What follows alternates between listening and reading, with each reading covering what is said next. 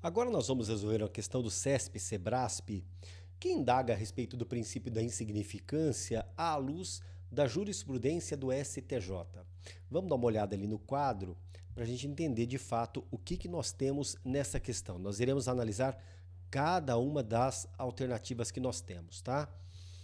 De acordo com o entendimento do STJ, é aplicável o princípio da insignificância na hipótese de crime. Dois pontos. Lembrando, o princípio da insignificância é aquele segundo o qual a conduta que tem tipicidade formal deixa de ter tipicidade material, levando em conta a ínfima ofensividade da conduta, a ínfima ofensa ao bem jurídico. Vamos analisar a letra A. No caso do descaminho, vamos ver ali. O descaminho, ainda que o agente responda por outros procedimentos fiscais, desde que o benefício econômico do crime seja inferior a 10 mil reais. Desde que seja inferior a 10 mil reais. Muito cuidado, porque o valor hoje ele muda, tá? O STJ alterou o valor, levando em conta a alteração nas normas direcionadas à execução do débito tributário. Vamos dar uma olhada na decisão do STJ. Incide o princípio da insignificância aos crimes tributários federais e de descaminho quando o débito tributário verificado não ultrapassar o limite de 20 mil reais. De acordo com o que eu tenho no artigo 20 da Lei 10.522 de 2002, com as atualizações efetivadas pelas portarias 75 e 130, ambas do Ministério da Fazenda.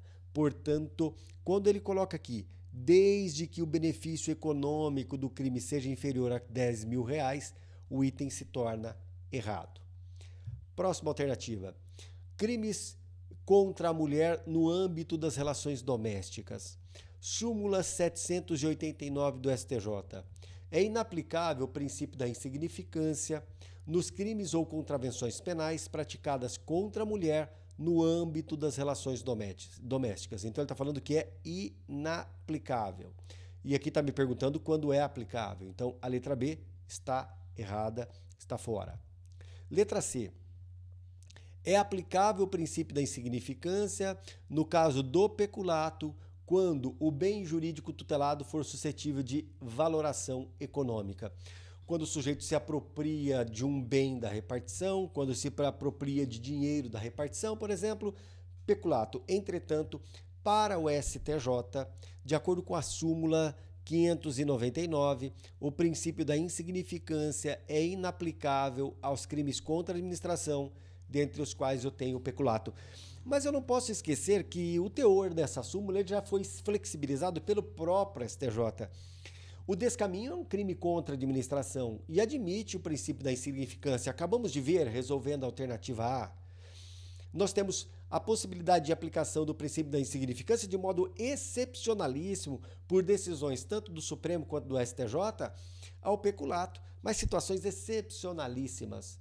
Agora, se formos observar o entendimento uniforme do STJ, não unânime, uniforme, estou dizendo, o princípio da insignificância não se aplica aos crimes contra a administração, súmula 599.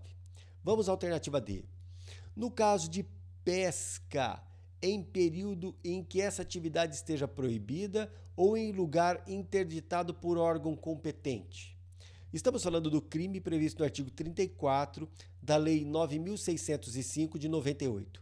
Pescar em período no qual seja proibido ou em local interditado pela autoridade competente. Tá. O STJ e também o Supremo Tribunal Federal têm admitido o princípio da insignificância nesse caso. Obviamente, se o sujeito não esteja se utilizando de instrumentos proibidos para a pesca. Tá? Se ele não está utilizando de instrumentos proibidos para a pesca, é possível o princípio da insignificância neste caso. Agora, esse é o tipo de dispositivo penal que é chamado tipo penal de acumulação ou delito de acumulação, onde a incidência do princípio da insignificância não leva em conta aquela situação tão só praticada pelo sujeito naquele caso. Ela tem que partir do seguinte pressuposto para que se admita o princípio da insignificância: que se todos os pescadores daquela localidade fossem se utilizar do instrumento que ele se utilizou para pescar naquele lugar, se haveria dano ao meio ambiente. Se chegarmos à conclusão de que não haveria, aplica o seu princípio da insignificância, tá bem? Isso nos delitos de acumulação ou delitos cumulativos, tá bom? Mas aqui, nesse crime do artigo 34, se o sujeito não estiver se utilizando de instrumentos de pesca proibidos, por exemplo, João Bobo, como chama, anzol de espinhel, rede, tarrafa, se ele não está utilizando desses instrumentos, tá bom? Então, nesse dispositivo aqui, nesse crime, se mostra, sim, aplicável o princípio da insignificância, que é possível aplicarmos, sim. A letra D, então, seria o gabarito. Vamos olhar a letra E. Crimes contra a fé pública não admite o princípio da insignificância, tá certo? Eu não posso confundir, obviamente, a incidência daquela regra em relação ao crime impossível, onde o sujeito se utiliza de meio absolutamente ineficaz para a prática do crime, caso de falsidade grosseira, por exemplo. Mas crimes contra a fé pública não admitem a incidência do princípio da insignificância. O gabarito que nós temos, alternativa D, uma questão bem interessante, levando em conta o entendimento dos tribunais, mais precisamente do STJ, em relação ao princípio da insignificância. É isso aí.